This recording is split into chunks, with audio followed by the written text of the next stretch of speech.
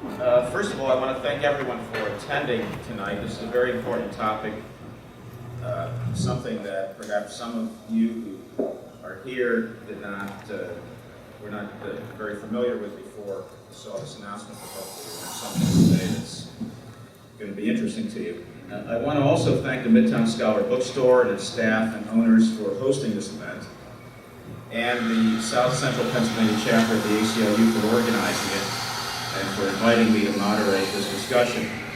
In particular, while she's walking away, I want to recognize the contributions of Lori Lebo, who's spent a great deal of time and her considerable talent, not yet Lori, in making this work. And perhaps her most impressive contribution to this event was not becoming inordinately upset with me when I didn't answer her phone calls as quickly as I should have. So thank you, Lori.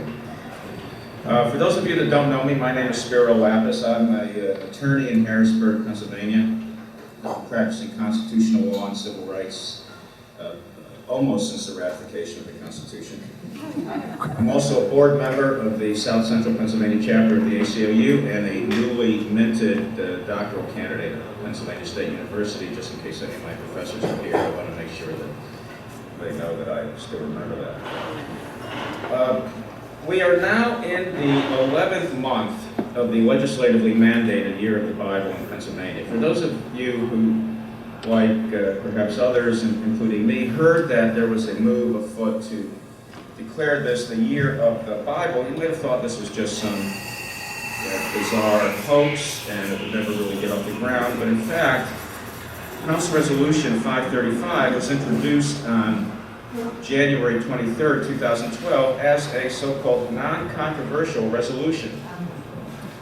It was then passed unanimously the next day, and it really is worth knowing about, so it's not too long, and I'm just going to read it to you. It says, whereas the Bible, the Word of God, has made, this is the legislature of Pennsylvania talking, this is the legislature. Every single your legislator, it was passed unanimously, your legislators voted for this. Whereas the Bible, the Word of God, has made a unique contribution in shaping the United States as a distinctive and blessed nation and people, and whereas deeply held religious convictions springing from the Holy Scriptures led to the early settlement of our country, and whereas biblical teachings inspired concepts of civil government that are contained in our Declaration of Independence and the Constitution of the United States, and whereas many of our great national leaders, among them President Washington, President Jackson, President Lincoln, President Wilson, and President Reagan, paid tribute to the influence of the Bible in our country's development, and exemplified by the words of President Jackson, the Bible is the rock on which this republic rests. And whereas the history of our country clearly illustrates the value of voluntarily applying the teachings of the Scriptures in the lives of individuals, families, and societies, and whereas this nation now faces great challenges that will test it as it has never been tested before, and whereas renewing our knowledge of and faith in God through Holy Scripture can strengthen us as a nation and a people. Therefore, be it resolved that the House of Representatives declares 2012 as the Year of the Bible in Pennsylvania in recognition of both the formative influence of the Bible on our Commonwealth and our nation, and our national need to study and apply the teachings of the Holy Scriptures. So that is what the Pennsylvania legislature currently stands for today. Now, why was this controversial?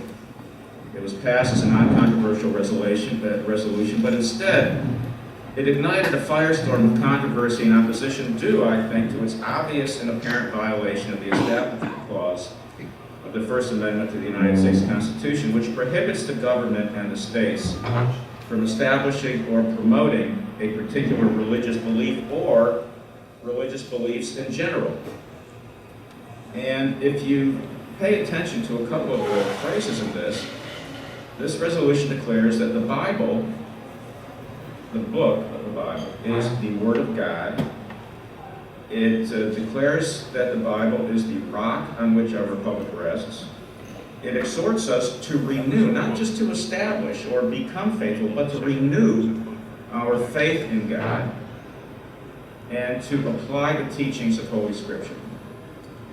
Now, believe it or not everybody believes this stuff. In a recent poll called the Global Index of Religiosity and Atheism, it was found that the number of Americans who say they are religious dropped from 73% in 2005 to 60% in 2008. At the same time, the number of Americans who say they are atheists rose from 1% to 5%. Another poll called the American Religious Identification Survey, which was done by the Gallup organization, found that 15% of Americans say they have no religion whatsoever. Now that's different from being a confirmed atheist, but nonetheless, 15% in 2008 was up from 8% in 1999. The population of Pennsylvania is 12,700,000 citizens, which means that 15%, 2 million of them, have no religion whatever. And one might think that even those who claim to have some kind of religious belief may have the kind that is not theistic, that does not include a belief in a personal God, and some, perhaps all of them, will find it offensive to know that the legislature has established a resolution which encourages and recognizes biblical teachings as the inspiration of civil government. They might find it offensive that the legislature has claimed that any particular book, or the Bible in particular, represents the Word of God, a God which many religious and most non-religious practitioners do not believe exists. They might not like the legislative directive that they should renew their knowledge and faith in that God, that particular God, the God of the Bible. And they might not like a governmental recognition that our nation has a specific need to apply the teachings of scriptural mandates, including mandates that they might find either offensive or invalid. Now, in response to this resolution, an organization called the Freedom from Religious Foundation filed a lawsuit on March 16, 2012, claiming that this resolution violated the United States Constitution, especially the First Amendment, which, as I said, prohibits the establishment of a religion by national or state governments. The Freedom from Religious Foundation is identified as a nonprofit corporation that advocates for the separation of church and state. Now, in the complaint that was filed, the plaintiff quoted from some public statements made by the proponents and the advocates of this resolution. One of the main sponsors, Representative Ciccone, stated in published accounts, quote, "The notion that God or the Bible was ever separate from government is a denial of history." He further stated that a few people have complained and aired the same false arguments that God was never part of our founding and that we should not include God in government. But he says this is easily refuted by the historical record. He further says that the unanimous vote in the State House suggests that although it might not be politically correct, probably not, to admit our leaders certainly do recognize the value of God's word in government, we are all better off for it. It is time well spent for our leaders to acknowledge and reflect upon the Bible in times of trouble to our country. And he finishes by saying that House Resolution 535, which I just read, serves as a reminder that we all must look to our faith in God and the Holy Scripture. This lawsuit was dismissed by the federal court in Harrisburg, Judge Christopher Connor, on technical grounds, and we're going to hear more about his decision later. But although he did dismiss it on technical grounds, he excoriated the House of Representatives for, I'm quoting now, the blatant use of legislative resources in contravention of the spirit, if not the letter, of the Establishment Clause. Now, for those of you who are surprised to learn that you are now living in a society which has legislatively mandated the enjoyment and following of the Scriptures, I have to tell you, this is not the first time this has happened to you. In 1983, President Reagan proclaimed that 1983 was the national year of the Bible. And his proclamation said, among other things, quoting now, "For centuries, the Bible's emphasis on compassion and love for our neighbor has inspired institutional and governmental expressions of benevolent outreach, such as charity, the establishment of schools and hospitals, and, this is the good part, the abolition of slavery." He goes on to say in this proclamation that we need resources of spirit even more, not together with, even more than resources of technology, education, and armaments. And he concludes that the best gift God has ever given to man is the Bible, but for it we would not know right from wrong. He declares in recognition of the unique contribution of the Bible that 1983 was the national year of the Bible. Okay, fast forward to 1990, President George H.W. Bush declared 1990 the year of the international year of Bible reading. Bible reading. Because, why would he do this? Because the Bible has been prized above all other books by generations of men and women around the world, by people of every age, every race, and every walk of life. International. The Bible contains revelations of God's intervention in human history, and it offers moving testimony to his love for mankind. It carries a universal message to every human heart, and it provides inestimable value. And the Bible, he says, has timeless appeal, and therefore he invited all Americans to discover the great inspiration and knowledge that can be obtained through the thoughtful reading of the Bible. In 2010, Representative Broom from Georgia introduced House Resolution 121, encouraging the President to designate 2010, this is President Obama, of course, as the National Year of the Bible. Now, this resolution did not pass. But just 2 years ago, he encouraged the President to find that the Bible has had a profound impact on shaping America into a great nation, that biblical beliefs unified the colonists. They gave our early leaders wisdom to write the Declaration of Independence and the Constitution, both of which recognize biblically the inherent worth, dignity, and inalienable rights of every human being. The Bible, he goes on to say, is a moral guide and has inspired compassion, love for neighbor, the preciousness of life and marriage. It's an interesting insertion. And has stimulated many benevolent faith-based community initiatives and neighborhood partnerships that have healed and blessed our families, communities, and our nation. So this didn't pass, but the proclamation of state and national government says having a year of the Bible, or recognizing biblical scripture as having a governmental role in our society, or most, I think, troubling, recognizing a conflation between biblical authority and constitutional authority. And this kind of confusion found its way into our recent presidential election, where Governor Romney famously addressed a town hall meeting in Euclid, Ohio on May 7, 2010, and declared, "I believe that the Constitution was not just brilliant, but was divinely inspired." Now, this was not just a stray remark of jingoism, but was a declaration of the doctrinal teachings of his own particular religious faith, the Mormon Church. The Mormon Church, as you may know, expresses its doctrinal and sacred teaching, its revelation, the divine revelation, through the words of the president of the Mormon Church, who in 1988 was a man named Ezra Taft Benson. And he wrote, quoting, "I reverence the Constitution of the United States as a sacred document.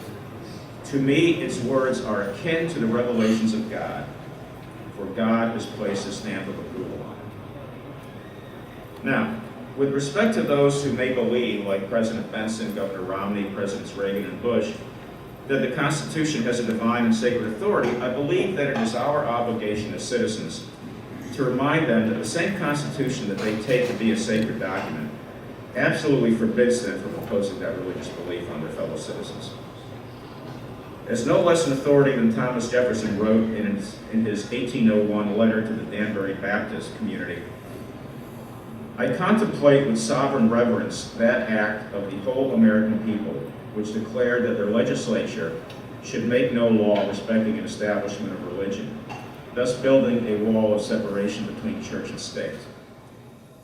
Jefferson called that wall of separation between church and state an expression of the supreme will of the nation in behalf of the rights of conscience. So today, when we find this supreme act of will of the nation being besieged by declarations such as the one that brings us together today, I think it's important to realize that the battle to preserve the separation of church and state needs to be fought every day up to the current minute. And therefore, I'm pleased to introduce the panelists of our presentation tonight, all of whom have stood on the front lines of this conflict. In alphabetical order, we're delighted to have Rob Boston here with us. Mr. Boston is the Assistant Director of Communications for Americans United for the Separation of Church and State. He is an advocate of the separation of church and state and has authored 3 books on the subject. 3, right? Why the Religious Right is Wrong About the Separation of Church and State. Close Encounters with the Religious Right. Journeys into the Twilight Zone of Religion and Politics. And The Most Dangerous Man in America, Pat Robertson, and the Rise of the Christian Coalition. Now, I haven't read these books, but if they're as good as the titles. Americans United describes its mission as being a nonpartisan educational organization dedicated to preserving the constitutional principle of church-state separation as the only way to ensure religious freedom for all Americans. So thank you for being with us, Mr. Boston. Next we have, and all of our panelists are appropriately seated to my left. Representative Mark Cohen, who is the Dean of the Pennsylvania General Assembly. He is the longest-serving member in either the House or Senate. He was first elected to represent the 202nd District in Philadelphia in a special election on May 21, 1974, and has been re-elected to serve his constituents in every election since then. Representative Cohen is a graduate of Philadelphia Central High School, the University of Pennsylvania, the Wider University School of Law, and has a Master in Business Administration from Lebanon Valley College.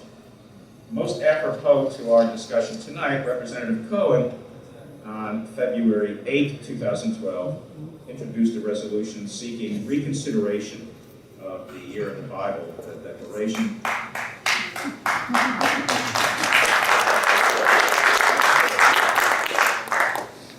And his press release in support of his action stated that, while Representative Cohen believes that reading the Bible is a fine activity for any religious denomination, it is not appropriate as an official state action, which I think is a very important comment to make. The legislature could have, if they wanted to, passed a resolution declaring 2012 the Year of Compassion, exhorting people to exercise loving kindness, to do good works, and to try to alleviate suffering.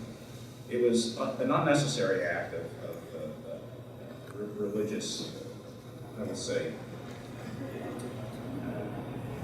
oppression to tie those wonderful goals to one particular text.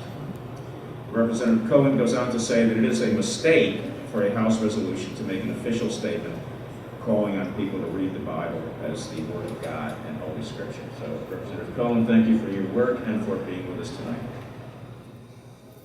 Next, we have Brian Fields. Brian is seated to my immediate left. He is the president of the Pennsylvania Non-Believers.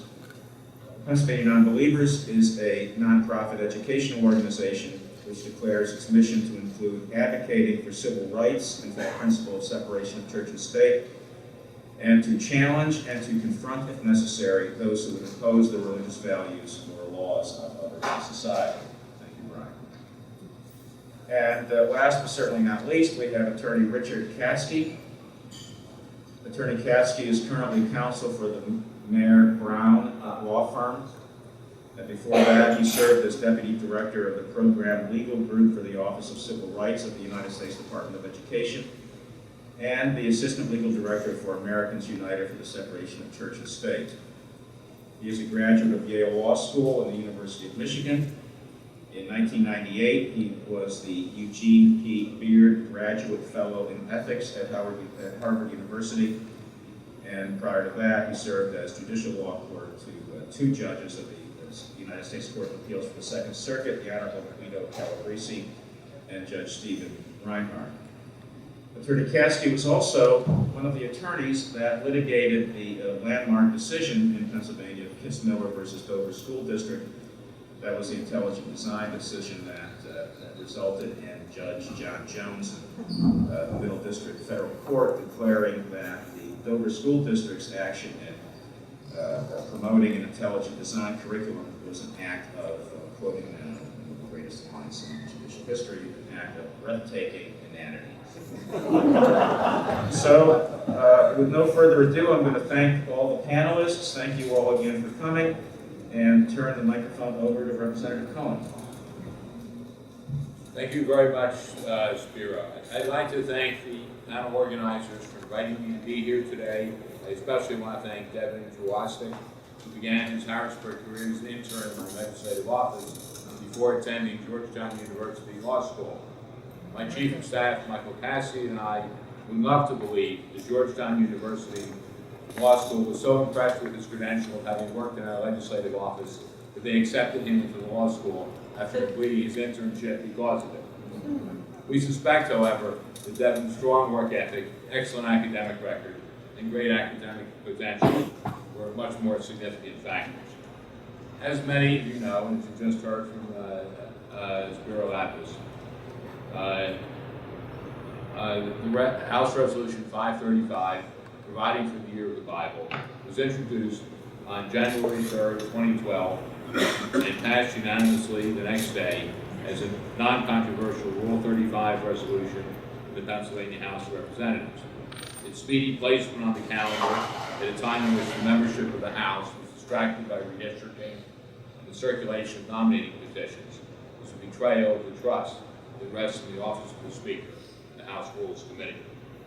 All of us who voted for the resolution, whether our conviction was the right thing to do, or because we were distracted by other events, were in error, as a good number of my Facebook friends accurately pointed out to me. Even granting that the Bible was held in high esteem by many citizens, it is improper for the General Assembly to urge all citizens to read the Bible. We in the General Assembly are not members of the clergy, officers of any religion. It is not our place in our official capacities to recommend the reading of any holy book, let alone one holy book, which is not accepted by all religions and by many non-believers. On February 13, 2012, I held a news conference advocating the resolution be reconsidered and repealed. I filed a motion with the Speaker of the House to reconsider the vote by which the resolution passed. I was joined at that press conference by several legislators, as well as by representatives from the Council of Churches, the Buddhist Congregation, the ACLU, the American Atheists, and the Society of Friends. Although the motion to reconsider was properly and timely filed, I was informed that the Speaker intended to rule the motion on order. While I disagreed with the parliamentary decision by the Speaker, I recognized he certainly had the votes to sustain his intended ruling. I then moved to address some of the larger concerns with the Year of the Bible by introducing House Resolution 771, recognizing the year of 2012 as the Year of Diversity in Pennsylvania. My resolution stated in part, whereas in order to assure that government would abstain from favoring one religion over another, William Penn declared that no preference shall ever be given by law to any religious establishment and modes of worship. My resolution went on to list many of the major minor religious denominations and sects, including many who claim no religious affiliation and non-believers, along with a dozen or so revered books, with those in the above category who are affiliated with religion honored. Prior to officially filing House Resolution 771, the draft of my resolution was reviewed by a number, not all, of the participants at the February 13, 2012 news conference advocating repeal of House Resolution 535. I knew, and know now, that my resolution was more in the spirit of Pennsylvania's founders, that would bring together diverse views who were summarily excluded from the original Year of the Bible resolution. But the Republican majority of the House was in no mood to balance the scales and recognize Pennsylvania's growing non-Christian populations. Nor did the threat to sue by the American atheists deter the Republican majority. They promptly hired legal counsel to defend themselves, showing they recognized there were some constitutional rights. Their court victory for the Year of the Bible resolution proved to be a Pyrrhic victory. The federal judge who heard the case agreed he could not invalidate a mere resolution. Resolutions, as you should know, have no legal effect whatsoever. They are statements of opinion to the legislature's opinion, to the legislative version of the cocktail hour. They're not binding on anybody at all in Pennsylvania or anywhere else. But the federal judge who heard the case took advantage of the forum provided to him to blast the resolution and the motive of its advocates. Judge Christopher Connor concluded that the vast majority of legislative resolutions are entirely appropriate and serve legitimate public purposes, such as honoring and commemorating individual achievements, notable anniversaries, Commonwealth resources, and military service and sacrifice. However, the court's determination that the defendants engaged in a legislative act for purposes of immunity should not be viewed as a judicial endorsement of this resolution. It most certainly is not. The judicial rebuke of this resolution is not intended to impugn the religious beliefs of any citizens. To the contrary, the court's disapprobation is directed to the blatant use of legislative resources in contravention of the spirit, if not the letter, of the Establishment Clause. Judge Connor said the resolution was at best a reaffirmation of the nearly identical 1983 congressional proclamation, which Spero Lappas went into in some detail, and at worst, quote, premeditated pandering designed to provide a re-election soundbite. I like that. Premeditated pandering designed to provide a re-election soundbite. But regardless of the motivation, its expressed language is proselytizing and exclusionary, Judge Connor said. He added that the resolution pushes the Establishment Clause beyond the safety glass of legislative immunity. At a time when the Commonwealth of Pennsylvania faces massive public policy challenges, these resources will be far better utilized in meaningful legislative efforts for the benefit of all citizens of the Commonwealth, regardless of their religious belief. Hopefully, these words will long be remembered in Pennsylvania legislative halls. Representative Rick Saccone, the prime sponsor of this resolution, very narrowly won initial election in 2010, and very narrowly won re-election in 2012, missing the normal gain in support that normally goes to second-term incumbents. Clearly, his constituents who had previously opposed him were not, to any significant degree, impressed by his leadership of this legislative fiasco. Pennsylvania in the 21st century is a multi-ethnic, multicultural, and multi-theistic society. The House of Representatives, the Senate, and the Governor's Office should all recognize the basic fact that a growing number of Pennsylvanians are outside of Christian traditions, and their rights to worship as they see fit, or not worship at all, are guaranteed by the First Amendment and the entire U.S. Constitution that legislators are sworn to upheld. Thank you.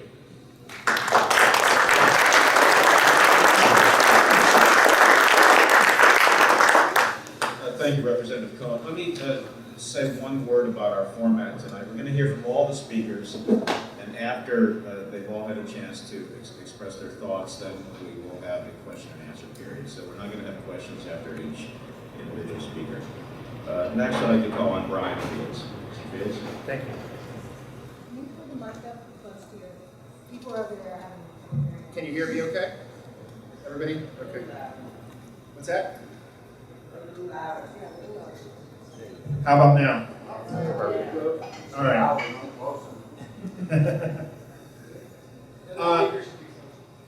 What's that?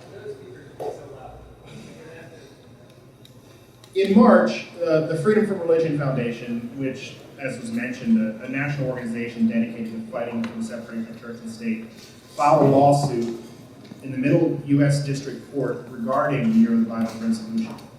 The lawsuit was filed against State Representative Rick Saccone, who authored the resolution, Clancy Meyer, the House parliamentarian, and Anthony Frank Barbush, House Chief Clerk.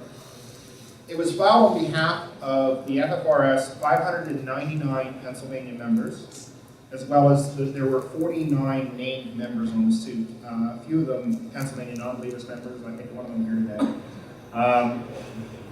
But as was already mentioned, the suit was dismissed in October. But it wasn't because the facts of the suit were wrong, but because of a legal technicality referred to as legislative immunity. I'm sure the lawyers here can go into more details or correct me if I'm wrong, but in essence, legislators are immune to lawsuits over actions taken during the normal pursuit of their job, crafting and passing laws or resolutions. However, the judge did not simply dismiss the case without comment.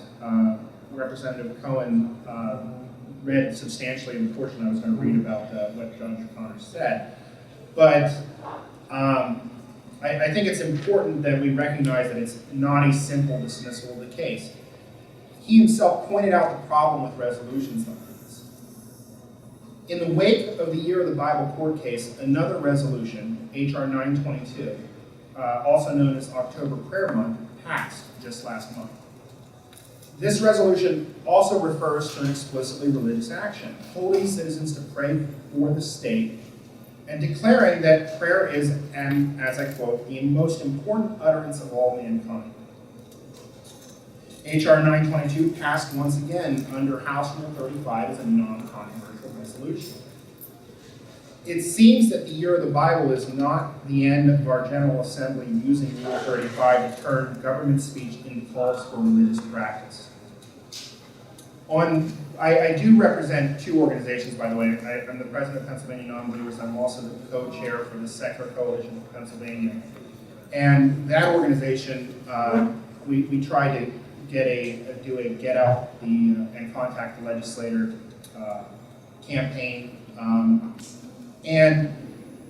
But I do want to mention that the Year of the Bible, of course, it passed unanimously. The Prayer Month resolution, H.R. 922, passed in October with 2 legislators voting no, hopefully in response to our Get Out and Contact campaign. But Representatives Babette Joseph and Representative Mike O'Brien both voted no on that resolution. But it seems that one consequence of the non-controversial legislation is that not a lot of time is spent considering these resolutions. The Year of the Bible, was already mentioned, was introduced one day and it was voted on the next. It's hardly enough time for anybody to respond and express that this is in fact a controversial resolution. And H.R. 922 was introduced one day and passed, I think, 2 days later. So again, there isn't a whole lot of time to say, hey, wait, something's wrong here. How can ordinary citizens react to these abuses of our system in that time frame to inform our General Assembly of our concerns? Our country's founders understood that the separation of church and state was necessary for a free society. When legislators pass resolutions like these, they abuse the system intended to show respect for our citizens. Our representatives are supposed to represent the will of the people, and to do that means not excluding large segments of Pennsylvania's population for their own pandering. The statistics as far as atheists and non-believers were already previously mentioned, but it is true that these resolutions have no immediate effect on enforceable laws. But we've seen in the last few months legislators using resolutions like these as justification for further encroachments on the wall of separation between church and state. It's also been commonly joked that we'll never see a year of the Quran or a year of the Bhagavad Gita. But this is why it's important that legislatures stay away from these religious proclamations. When these violations become so easy that to expect the natural fairness of our principles becomes a joke, we stray further from being a free nation of Christians, Jews, Muslims, Hindus, Buddhists, and yes, even atheists. Thank you for your time.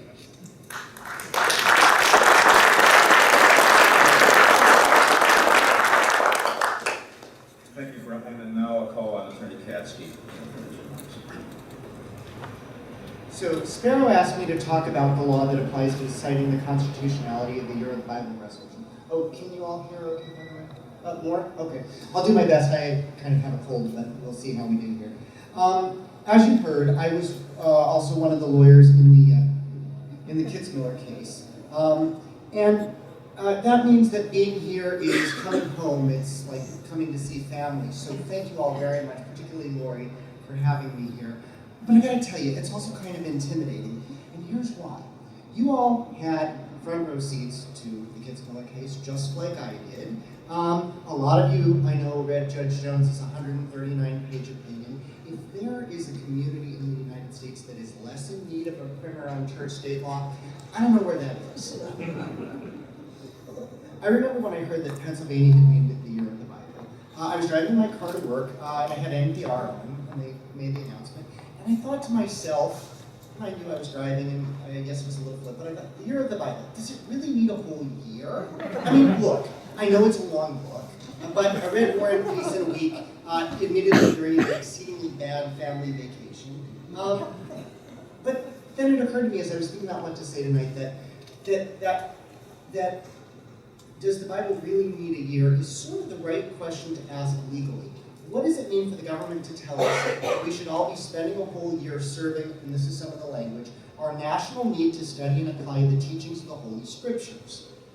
So with that question in mind, let me turn to the legal framework, which means, by the way, it's not legal time to go to the bathroom. The Establishment Clause of the First Amendment says, Congress shall make no law respecting the establishment of religion. For about the past 40 years, we've had something called the Lemon Test for determining whether that rule has been violated. It's named after a 1971 case called Lemon against Kurtzman, in which the U.S. Supreme Court struck down actually a Pennsylvania statute in which the state was paying the teachers and paying for the textbooks at private religious schools in the state. Now, what the Supreme Court did in Lemon was it went through and it took kind of 50 years of jurisprudence, put it all together and tried to systematize it to tell what the law would be. And so it looked at a lot of cases, including a really important case from 1963 called Abington School District against Shep, also Pennsylvania. In that case, the court held that it's unlawful to have daily Bible readings in the public schools. They were at the time required by law. So, you see, for a long time, Pennsylvania's kind of been at the forefront of Establishment Clause violations. But it's also been a place where there's always been people who have been willing to stand up and say, hey, this isn't right, and we're going to do something about it. Now, back to Lemon. What Lemon said is, when the government acts, it has to have a secular purpose. It can't be plumbing for religion. The effect of its actions can't be to advance or inhibit religion. And finally, the one that gets a little confusing, the government can't excessively entangle itself with religion, which basically means that government and religion aren't supposed to be messing in each other's affairs. Now, starting in the 1980s, Justice Sandra Day O'Connor tried to sort of simplify this a little bit and clarify it, although some people think that the reverse happened. But she came up with what came to be known as the endorsement test. I want to tell you just a little bit about that. What she said is, and I'm going to give you a line from one of her opinions, the Establishment Clause prohibits government from making adherence to a religion relevant in any way to a person's standing in the political community. That's just a formal way of saying that the government can't tell people of minority faiths or non-believers that they're second-class citizens. We're all supposed to be equal before the law. We all are equal before the law, regardless of religion, and the government can't send the message that it prefers some of us based on what we believe or don't believe. Justice O'Connor's point was that the messages that government sends matter a lot. Messages like, it's really important for all the citizens of Pennsylvania to study and apply the teachings of the Holy Scriptures. Now, you see where I'm going with this. But all that's pretty general, and what I want to do is tell you a bit about a few more cases, because it turns out that the federal courts have dealt with cases involving the Bible quite often. I mentioned the Shemp case from the Abington School District case from 1963 about compulsory Bible reading. And the Supreme Court had something really interesting to say in it that's mattered ever since. The court said, "It might well be said that one's education is not complete without a study of comparative religion or the history of religion and its relationship to the advancement of civilization. It certainly may be said that the Bible is worthy of study for its literary and historic qualities.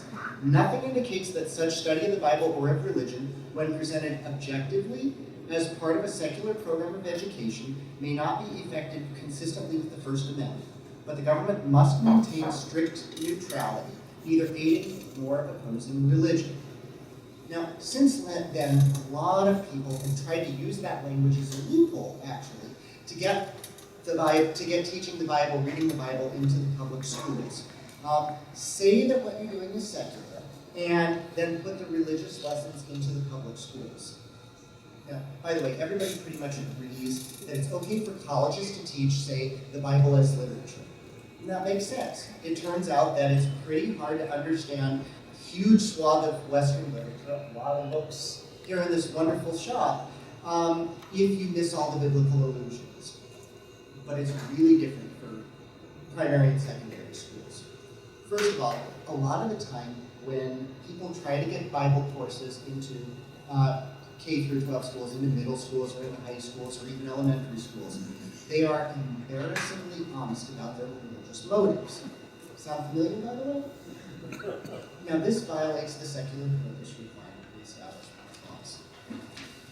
But another thing, though, that happens when courts, and there have been a lot of cases on Bible classes, when courts look at the curriculum and the way that the Bible is actually being taught in these classes, to seventh graders, let's say, it turns out that what the courts have consistently found, and I may have missed a case somewhere along the way, but everyone that I've ever seen, the courts always seem to find that the Bible is being taught as truth, which violates the secular effect requirement I told you about before.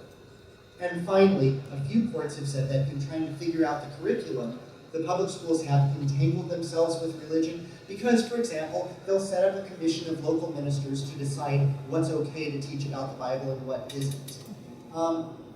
But actually, even though the schools are doing the very best job they can to teach the Bible in a secular way, leaving it to parents and families and houses of worship to decide how to teach it to children. Let's face it, the younger the students are, the harder it is for them to understand the difference between, say, the Bible as literature, or the Bible as having a place in the development of our history, and the Bible as truth. So, for example, one federal court of appeals held that a school district was right to tell its 5th grade teacher that he had to stop keeping his Bible on his desk in the classroom and carrying it around and reading it while the students were having their quiet reading time, because the 10 and 11-year-olds in the class would see that he was doing it, and they would see the link between the authority of the teacher and the Bible, and take away a message about what they were supposed to be doing. And of course, this also brings us right back home to the Kitzmiller case. Teaching the Bible as truth, as a history book or a science book, it's teaching religion, it's not appropriate in the public schools. There's actually a case before the Ohio Supreme Court right now that involves a teacher who kept a couple of his personal Bibles on his desk, kept a stack of Bibles in the back to give out to students, taught intelligent design, used worksheets from the Answers in Genesis Creationist website, oh yeah, and burnt crosses into the arms of his students. But we can talk about that later. For now, let me just tell you quickly 3 other cases involving the Bible that I think help shape how to think about these things. The first is one that I worked on when I was at Americans United. Harris County, Texas is where Houston is. The county was given a monument back in 1953. It's kind of a stone pedestal with a glass case on top and an open Bible inside it that was meant as a tribute for a local businessman who also ran a Christian charity. And what happened was the thing sat in front of the courthouse for decades, but the Bible got stolen several times, and then it ended up just sitting empty for a very long time, until the mid-1990s, when a county judge by the name of John Devine, and yeah, you don't make this stuff up, Judge Devine, bought a new Bible, fixed up the monument, adding this sort of frankly tacky red neon lighting around it, and then had a big religious ceremony to rededicate the monument. And then he had his court reporter go out every few days, unlock the glass case, turn the pages on the Bible, picking out what would be the most inspirational messages for the people who were walking by on their way into and out of the courthouse. You see, judges in Texas are elected. Judge Devine had run on a platform of putting God back into the courts, and he's kind of a literal guy. Well, what some even really conservative federal appeals court judges ended up saying was that the people who saw the Bible display with the red neon lighting right out in front of the court were going to see the link that Judge Devine was trying to make between the court and religion. And that was doubly so because of his political platform and the religious dedication. So this monument wasn't lawful. The end of the story, though, is this past July, Judge Devine was elected to the Texas Supreme Court. So I'm waiting for the next chapter to be written. Okay, 2 more. Spero told you that in 1983 there was a presidential proclamation issued by Ronald Reagan making it the national year of the Bible. What happened was this. Congress issued a joint resolution requesting that the president issue a proclamation, an executive order saying that it was the year of the Bible. And what Congress wrote in its joint resolution was that it wanted the president to tell people to renew their faith, among other things. And in fact, the language of that joint resolution of Congress, I think every word, or darn near every word of it, was taken and drafted into the Pennsylvania resolution, except that the folks here added some more things, I guess, just in case you missed Congress's point.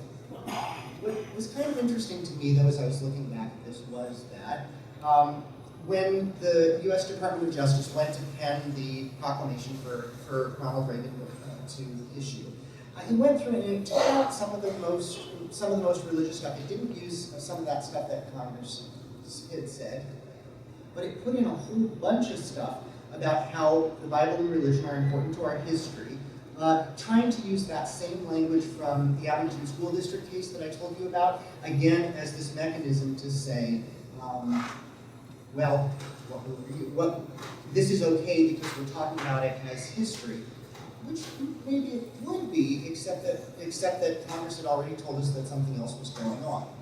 So, 4 Christian ministers, 8 non-Christian clergy, 2 Buddhists, an atheist, and an agnostic filed a suit out in California challenging both this congressional resolution and the presidential proclamation. A federal judge out there held, though, that there was no constitutional violation, and he did it this way. He said, the Establishment Clause says Congress shall make no law. The joint resolution, that wasn't a law. It doesn't require anybody to do anything. It just asks the president to do something. And the proclamation isn't the law, the judge said, because it didn't force anybody to read the Bible. It didn't impose any fines or other penalties. It didn't put anybody in jail for not complying. So it's not a law. What the court was really saying, I think, is something like, the government can say whatever it wants to as long as it doesn't build a church or put people in jail for not attending. But all this was before, the reason I told you about the Justice O'Connor's endorsement test before was this all happened, that decision happened just a year before she started to develop that idea. And when she started reminding us that government speech is government action, and that when the government sends a message that it wants us all to read and follow our Bibles, that matters. Okay, last case, and quickly. In 2005, the Supreme Court decided to challenge 2 Ten Commandments displays in Kentucky courthouses. The counties have passed resolutions to post the Ten Commandments in the courthouses this was their resolution, to honor Jesus Christ as the Prince of Ethics and the source of America's strength and direction. Now, when they got sued, their lawyers had them quickly go back and put up a sign saying, Foundations of American Law and Government Display, and put up a whole bunch of other stuff, a whole bunch of other documents, and then they said, look, the Ten Commandments are part of a broader display that's about law and American history. It's not religion, so it's okay. Getting back to that same language I talked about in the Addington School District case. Except it turns out that everything else they put up was religious too, including a copy of not President Reagan's proclamation, but Congress's joint resolution with all that religious stuff. Later, when things still weren't going very well in the case for the Kentucky counties, they put up a bunch more stuff. They put up the lyrics of the Star Spangled Banner. They put up a picture of Lady Liberty, just all kinds of things. And still under this banner, foundations of law and God. In the end, the Supreme Court held that the displays associated the counties with religion, so they were unconstitutional. The court didn't specifically say whether the Year of the Bible resolution was a problem, but it did lump that in with all the other religious stuff in saying, look, you're conveying a message of religious endorsement. So maybe that was a hint that the California court back in 1983 didn't get things quite right, or maybe it's a hint that we're beginning to move in a direction of seeing these things in a more sophisticated way. And that brings us to the Pennsylvania case. So I will stop there.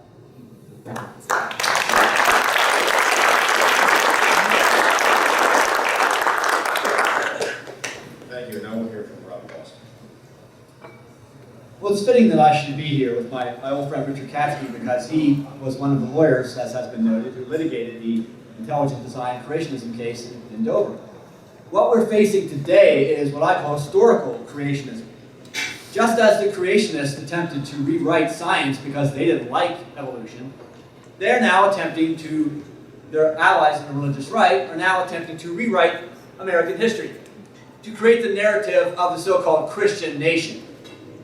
And that ultimately, I think, is what leads to resolutions like this that we've been talking about this evening, attempts to elevate some scriptures over others, elevate some religions over others, to create the idea that the state has a favorite religion. And historically, it is a real problem. Historically, it has created tension in the past, it has created violence, it has sparked conflict. Let me just run down a few points for you about the idea of the Christian nation and why it is so problematic. Then I want to talk a little bit about why people gravitate to it so much. When you're confronted with someone who advocates or promotes the Christian nation viewpoint, and there are a lot of them out there, talk radio, Fox News Channel, all this conservative websites you may be encountering, television preachers advocating for this idea, the first line of defense, the first argument is always to point to the U.S. Constitution. Where does it say in that document that the nation is officially Christian? Now make no mistake, a surprisingly large number of Americans think that's in there, but it's not. The Constitution is in fact a secular document. It does not state that we are a Christian nation. It contains no references to God, Jesus Christ, or Christianity in the body of the text. There are only two references to religion in the Constitution. Article 6 bans religious tests for public office, for federal office. And the First Amendment, as we have discussed, says, Congress shall make no law respecting an establishment of religion or prohibiting the free exercise thereof. A fundamental human right contained in 16 words. That's pretty amazing, isn't it? Imagine legislators today encapsulating a fundamental human right in 16 words. No offense, Representative Kahn. I'm sure you could do it, but there are many others who would have problems with that. So that's the first line of defense. You have to look at the Constitution and say, where does it say we're a Christian nation? It does not. Now, this was argued and discussed at the time. There were people during the Constitutional Convention who felt very strongly that the document should contain some type of protection for Christianity. They argued for that. They advocated for that. They promoted that. They lost. Second argument you want to look at. The political beliefs of the key founding fathers. Would they have advocated for a Christian nation? Did they believe that? Did they think that was a good thing? Did they want that? And when you're looking at men like Thomas Jefferson and James Madison and John Adams and some of the others, what you're finding essentially is a lot of individuals who were influenced by Enlightenment thought, European Enlightenment thought. Many of them were founders of people like John Locke and some other thinkers who really strongly advocated the idea of religious liberty, sometimes not even for everybody, but for most people. They perfected that thought, and guaranteed religious freedom for all, even those who had no particular religious belief. The founders, being students of history themselves, knew that in Europe, the many centuries of church-state union had spawned nothing but violence, death, and terror. And they didn't even have to look at Europe to see that. They could look at the history of the colonies themselves. Remember, many of our colonies, before the Revolution, had state-established churches. And they had laws that punished people for not believing the right things, or not behaving the right way religiously. Some states had provisions in their constitutions that banned public office for certain types of individuals, non-believers, for example. There is still a provision like that, by the way, in the Pennsylvania state constitution. So there were these various laws in the colonies that either preferenced Christianity or punished people for not believing certain things. Jefferson and Madison worked together to pass the Virginia Statute for Religious Liberty, which was one of the most powerful documents of religious freedom, a powerful influence on the First Amendment itself. It did two very important things. It ended the state-established church in Virginia, and it guaranteed religious freedom for everybody. See, there's those two key concepts. It's not enough to just disestablish a state church. You have to go on and then say that people have the right to believe what they want to believe. Now, during the time this was being argued, Jefferson wrote it, he introduced it in the legislature. They weren't terribly interested in it. Jefferson went off, he was serving as an ambassador in France, and Madison picked up the bill, and Madison was the one who really pushed it through the legislature. And Madison was reporting back to Jefferson, and he was telling him, there were attempts to limit its protections to Christians only. That they were going to pass this bill that protected your right to believe if you were a Christian. So the state of Virginia would protect you if you were an Anglican, if you were a Baptist, if you were a Quaker, but that was it. It wouldn't protect non-Christians. But that was rejected. The bill was passed in a way that protected everybody, Christian and non-Christian, and Jefferson rejoiced. And later on wrote about how this bill had protected the Jew and the Gentile, the Christian and the Mohammedan, the Hindu and the infidel of every denomination. This is a major step forward. Even the infidels are being protected. For a long time, nobody wanted to protect the infidels, but Jefferson is saying the infidels too. And of course, this has been discussed, Jefferson's famous 1802 letter to the Danbury Baptists, where he powerfully speaks of the wall of separation between church and state. James Madison's Memorial and Remonstrance, which he wrote to promote the idea of stopping church taxes in Virginia. Powerful list of arguments, 15 reasons why no one should be taxed to pay for the religion of another. Alexander Hamilton, in one of the Federalist Papers, talked about the idea of the American president being different from the English king. One of those reasons was the American president would have no spiritual duties, unlike the English king, who was, of course, the head of the Church of England. You had John Leland and other pastors who powerfully advocated for the separation of church and state. Yes, pastors. Sometimes you overlook that. Arguing that all men and women should be free to believe or not believe as they saw fit, that only God could be the author of conscience, not the state. The second line of argument is the political beliefs of the founders. The third line is the religious beliefs of the founders. Would the founders' own religious beliefs have spurred them to seek a union of church and state? Did they believe strongly in their particular religion and therefore think that the state ought to support it? Well, no. And again, there is an attempt these days to rewrite American history, to retroactively baptize our founders and turn them into Jerry Falwell in a powdered wig. But believe me, as disturbing as that image is, it's not fitting.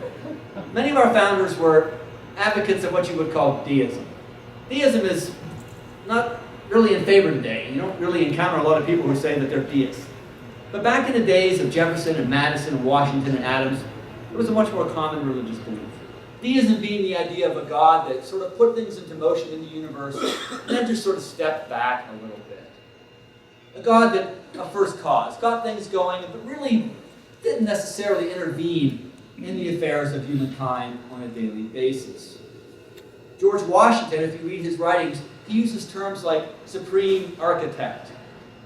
Terms that sound a little odd to today's ears, because that was the deistic mode of thought. Thomas Jefferson, probably one of our most skeptical presidents who ever hold public office, a man who probably couldn't even be elected today if his views were known. Let me read you something that Jefferson wrote to John Adams late in their life. they'd become estranged during the election of 1800 because Jefferson, of course, defeated Adams. But later in their life, they were reconciled and had a vigorous correspondence, and they talked about religion a lot. Here's what Jefferson wrote. "The day will come when the mystical generation of Jesus, by the Supreme Being as his father in the womb of a virgin, will be classed with the fable of the generation of Minerva in the brain of Jupiter." Now imagine a president or any politician today comparing the nativity story to the springing out of the god Jupiter. Wouldn't happen. Jefferson spoke very powerfully all of his life about the support of religious freedom for all people. He was a powerful advocate. His protege, Madison, James Madison, also a very strong advocate for separation of church and state. Madison was somewhat reluctant to really talk about his religious beliefs, unlike Jefferson, who, as many of you know, took the New Testament, took a knife, cut out all the parts he didn't believe in, the references to the divinity, the miracles, pasted up what was left, and called it the Life and Morals of Jesus Christ. It's still available today. It's the Jefferson Bible, and I recommend you take a look at it because it's a remarkable document, mainly because of what it says about Jefferson. He's a pretty incredible figure in history. John Adams was a Unitarian. Now, the point is that not that these founders were hostile to Christianity, but that they did not hold beliefs that would be considered today fundamentalists. And there's definitely a movement underway to try to portray them that way when they clearly was not. The fourth line of argument that you can look at is the 18th and 19th century experience of this country. The Christian nation idea doesn't go back to the founding period. I've already talked about that. Politically, that wasn't what the founders wanted. Religiously, that's not what the founders wanted. Well, where did it come from? It came from the late 19th century, primarily post-Civil War.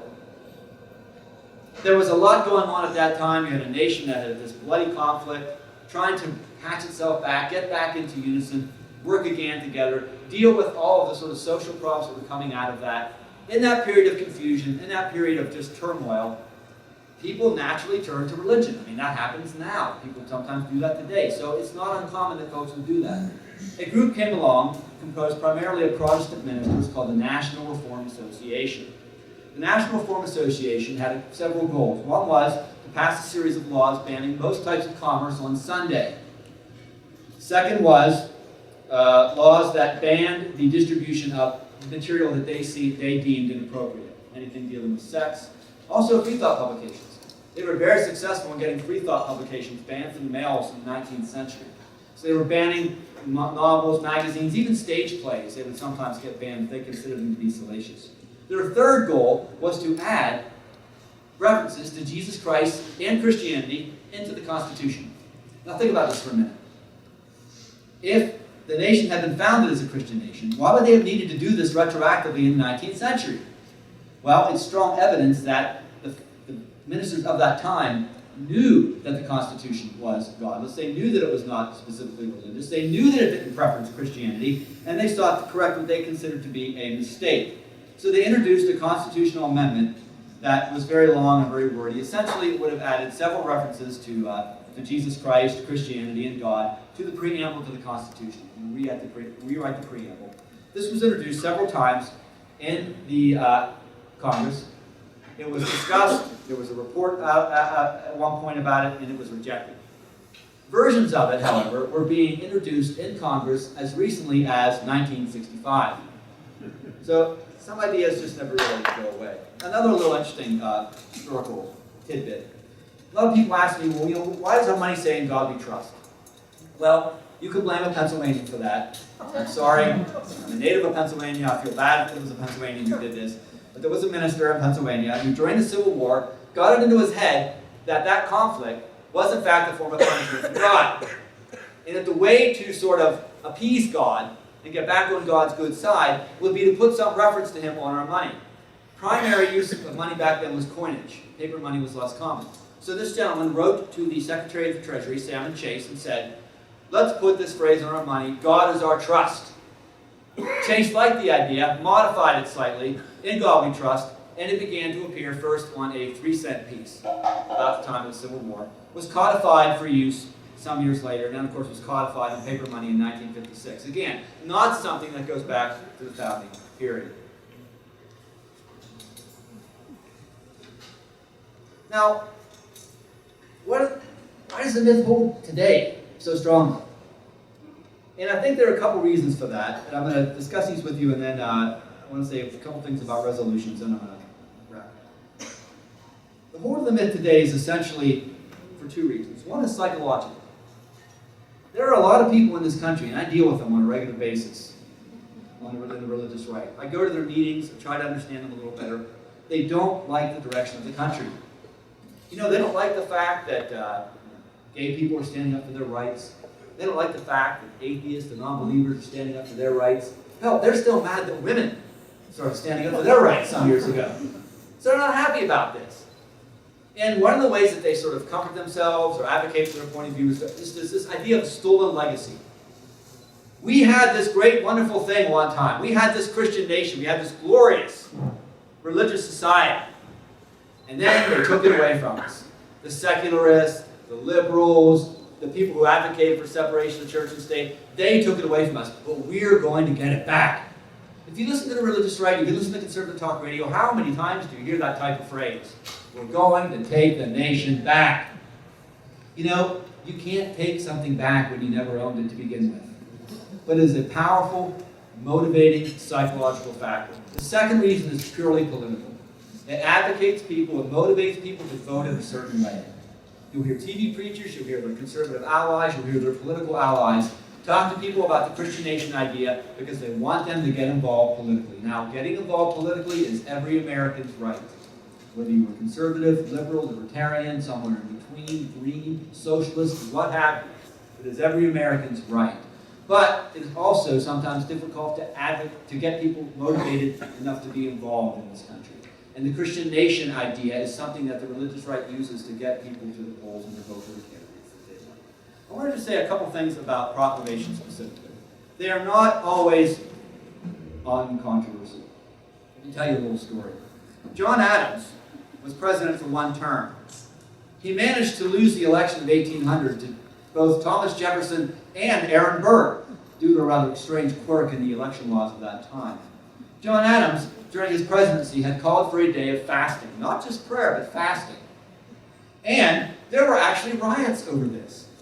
There were no riots in Pennsylvania over the proclamation about the year of the Bible, right? But there were riots over this. People felt that strongly about it. John Adams later said to a friend in a letter, "The national fast recommended by me turned me out of office." And he listed the groups that opposed the fast: Quakers, Anabaptists, Mennonites, Moravians, Swedenborgians.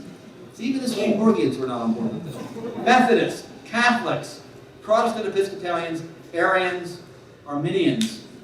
So you had this group of individuals, coalition of individuals, angry enough about a proclamation calling for a day of fasting that some of them rioted. And Adams believed that took him out of office. Thomas Jefferson knew better. When Thomas Jefferson was president, no proclamations were issued. And he later wrote to a friend, "Fasting and prayer are religious exercises. The enjoining of them is an act of discipline. Every religious society has the right to determine them for itself, these exercises, and the objects proper for them according to their own particular tenets. This right can never be safer than in their own hands where the Constitution has deposited it." Now, James Madison made a little bit of a mistake. James Madison was president during the War of 1812. I live in Maryland, where we're very interested in the War of 1812 because a lot of our history relates to that war. The British sailed up the Chesapeake Bay, marched overland through Maryland, into the Capitol and set fire to the White House. Kind of a bad day for James Madison. James Madison, during that war, pressured by Congress, did issue proclamations calling for prayer, later wished and stated that he had wished he had not done it. And he wrote to a friend and actually listed 5 reasons why he felt that these proclamations were a violation of the Constitution. I'm only going to read this one sentence. This comes from reason 3. "They seem to imply and certainly nourish the erroneous idea of a national religion." Yes, they certainly do. Final story is Andrew Jackson. Andrew Jackson was president during a time when a cholera epidemic swept the country. Now, there was no medicine at the time that could deal with cholera. So people were just in an absolute state of panic. The medical community was helpless. Nobody knew who was going to be struck down next. So naturally, Congress decided the thing to do would be to call for a day of prayer and fasting. But Jackson would have none of it. He wouldn't pass it. He wouldn't prove it. And he wrote to a religious group, I could not otherwise do otherwise without transcending the limits prescribed by the Constitution for the president, and without feeling that I might in some degree disturb the security which religion now enjoys in this country, in its complete separation from the political concerns of the general government. I want to say one thing before I stop. Sometimes the argument is made, not by anybody in this room, but by attorneys or people on the other side of this discussion, that, oh, you know, these proclamations, these resolutions, they're merely symbolic.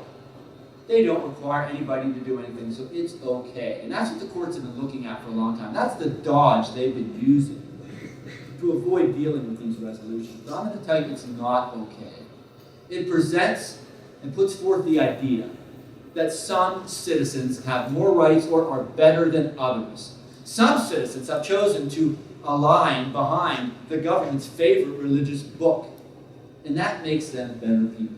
That is the not-so-subtle message of these resolutions. And I am hopeful that the day will come when the courts, instead of dodging the legal issues behind these resolutions, will grab them straight on and say that very thing. That a resolution, even if it doesn't require a person to do anything, sends a powerful message that somehow, based on what you believe or don't believe about God, you are a second-class citizen. And the more that people like you speak out, and the more that our diversity grows, I think the day will come when our courts will finally begin to say things like that. Thank you.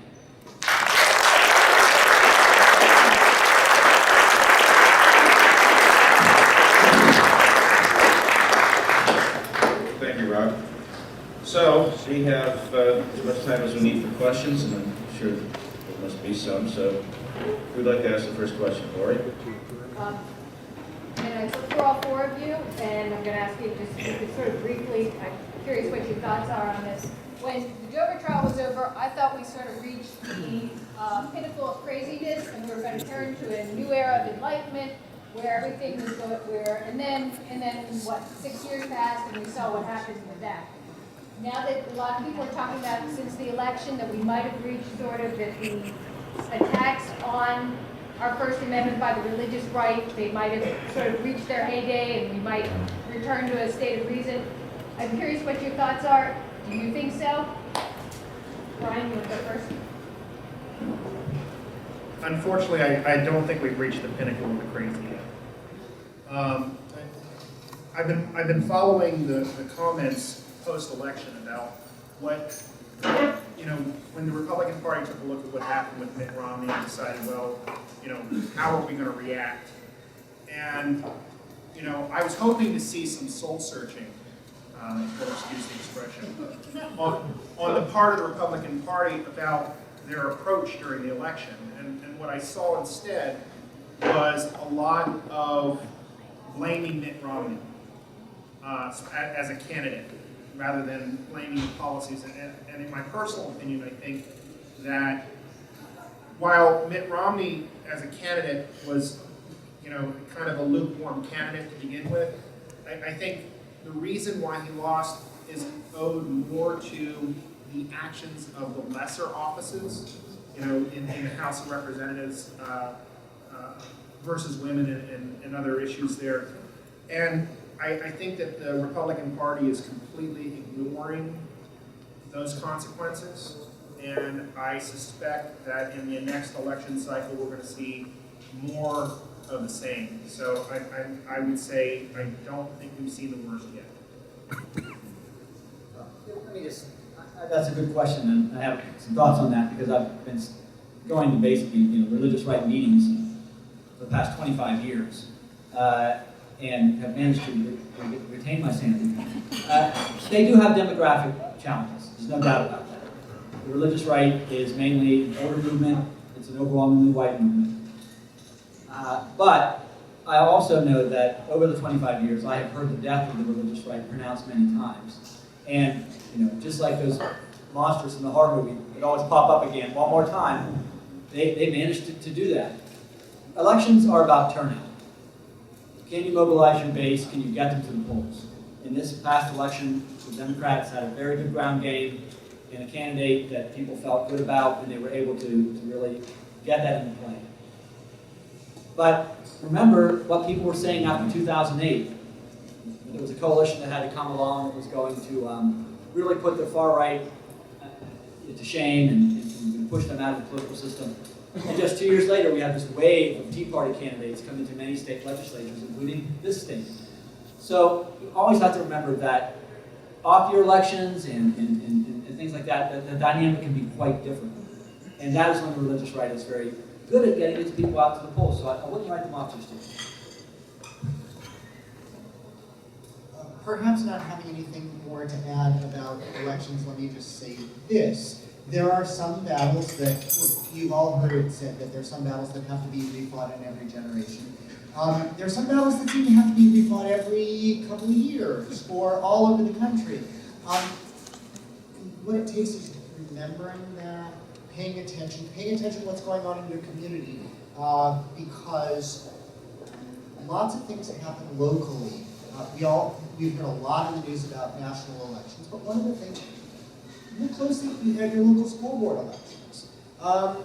This is the training ground for a lot of political candidates moving to higher office. It's a place where often nobody knows when you go to the poll who these folks are, what they stand for, and it's an actually tremendously powerful position, controlling the curriculum for our kids. And almost none of us pay attention to it. And if we don't, we ignore that at our peril, and we set ourselves up for fighting bigger battles at the state and the national levels later with people who were trained in this process because we put them into office there. I would think that the political spectrum is something like a piano with different notes that people can push at any time, and it doesn't go away. There are no final victories. All these issues, I'm sure the discussion somewhere around here 100 years from now or 200 years from now, these very same issues, they're not going away at all. I'd like to make one point. Judge Connor threw out the challenge of the Year of the Bible on October 1st of this year, and as was noted earlier, his decision was a very technical decision, but he made no bones about the fact that he thought the Year of the Bible resolution was stupid and probably unconstitutional. 2 weeks later to the day, the House passed Resolution 922 declaring October the month of prayer. So you really can't see the lesson in that. No offense to Sure. Hi. I'd like to state I was raised in a Christian home on my mom's side and a Catholic on my dad's. I was raised in a Christian home on my mom's side and Catholic on my father's. But I agree with everything he's saying about the separation of church and state.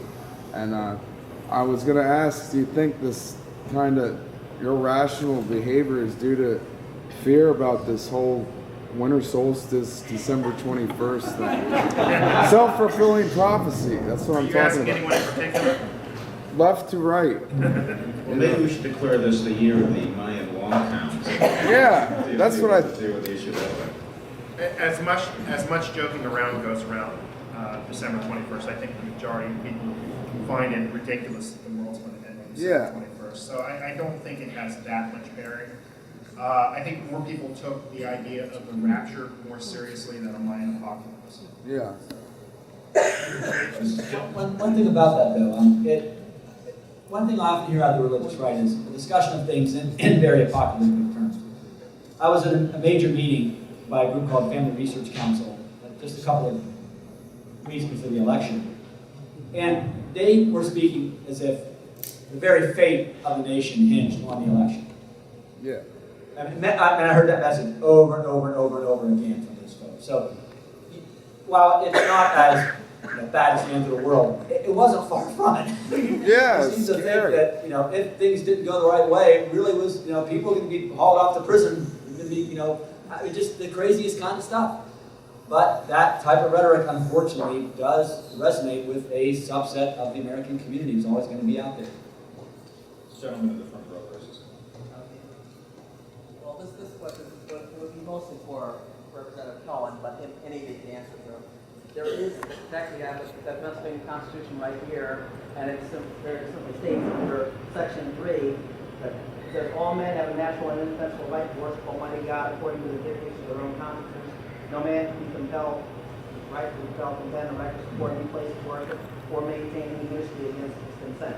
And it says here, most importantly, no human authority can, in any case, whatever, control or interfere with the rights of conscience, and no preference shall be given to the law by law to any religious establishments or modes of worship. So, well, my question here was simply, did any of these your colleagues read these constitutions before they come up with them? I would not assume that any members of the any given member of the legislature is from Pennsylvania Constitution. I would not make that assumption. But I think it's a mistake to assume the choice of resolutions is a deliberate act of public policy by everybody who votes on a resolution. There are active legislative calendars. Legislators have numerous requests from constituents. There's not an awful lot of thought that goes into voting these resolutions. This lady over here was next. Wait, I have a I'm comment. sorry, we have one more comment from the Yeah, I'd like table. to I'm follow sorry. up on that because, look, it's easy to think, what was the legislature thinking? But the truth is, look, I live in Washington, D.C., where people all the time talk about the Congress that does nothing. Actually, thousands of resolutions like this get passed by Congress every year. National Pickle Day. Actually, there are 2 National Pickle Days this year because people apparently weren't coordinating with each other. It used to be National Pickle Month, which was March, 31 days, and Black History Month got February 28. I don't know what to do with that. But the point is that that the legislature shouldn't have done this. People should have caught it. But on the other hand, for a lot of this stuff, it actually doesn't bother me that lots of things like National Pickle Day get passed with nobody paying much attention, because I frankly like them to pay attention to more important things, the way that Judge Connor said. This shouldn't have slipped through, but there are lots of things for which that's probably the right way to do anything. If the legislature is going to pass these things, I don't mind that if none of them have read it, and I don't think that that's something to fault them for. I'd also like to point out that our lawmakers also did not pass school vouchers, which would have been one of the most largest attacks on the First Amendment that we would have seen in Pennsylvania in a long time. And I'm really glad that lots of folks are paying careful attention to that. No. I have a comment, please. All my life I've been asked in December, are you ready for Christmas? So one time I said to the guy that asked me, why do all Christians assume that everybody else does the same thing that they do? And he said, well, we started this country. I said, yeah, but you brought us slavery too. Okay, you didn't have an answer to that. I'm in the NAACP. They always start the meeting with a prayer. Bishop Sullivan, hallelujah, Jesus. So the first time I did separation of church and state, they all looked at me like, who's this crazy lady? The next time he did it, I said, how would you feel if somebody's up here saying, Allah, Allah, Allah? That sort of went through to some folks. One more thing. I saw Mayor Thompson, and they had a meeting of the agnostics and atheists in Harrisburg. I'm not going to do that. And she was the main speaker. And I went to her and I told her how proud I was that she was open to talking to a group like that, because I thought she accepted so she could go and tell them they were all going to hell because they didn't believe in Jesus. So anyway, being with that, mayor talk like that. So We have, my one question is, it still says under God in the Pledge of Allegiance. Is there any movement at all to change any of that? Yes, actually, there have been several attempts to try to address that. I think, I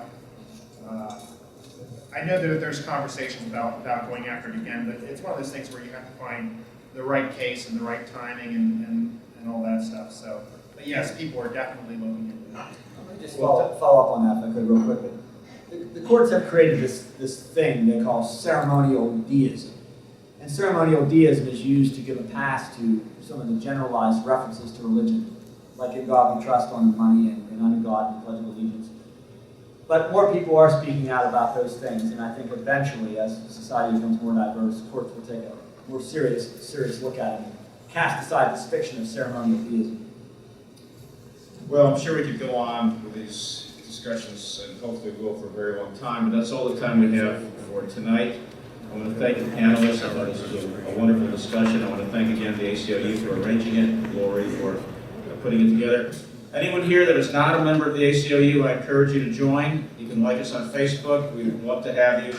There's plenty of literature. Take this literature. There's probably something around here that's got an application for membership. You can fill it out. The ACLU does very good work, but we need all the help we can get. So thanks to everyone for coming, and thanks again to the panel.